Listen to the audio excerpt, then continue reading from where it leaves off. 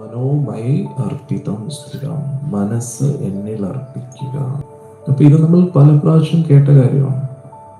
എല്ലാം ഭഗവാനെ അർപ്പിച്ചങ്ങ് ചെയ്യുക. എത്ര പേര് കേട്ടിട്ടുണ്ട്?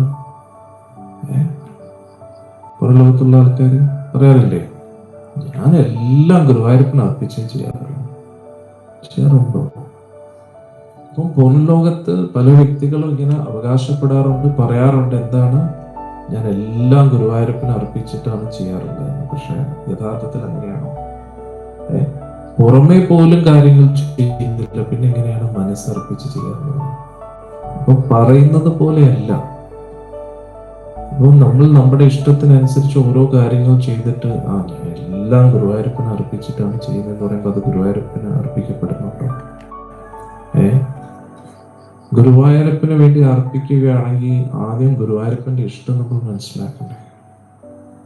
ഏറ്റവും ബേസിക്സ് ആയിട്ടുള്ള ഒരു കാര്യമാണ് സസ്യബുക്കായിട്ടിരിക്കുക എന്നത്.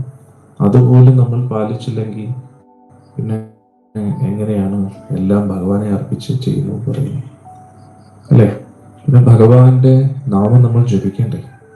ഇത് രണ്ടും പാലിക്കാതെ നമുക്ക് എങ്ങനെയാ പറയാൻ കഴിയുക നമ്മൾ അർപ്പിച്ചിട്ടാണ് ചെയ്യുന്നത്?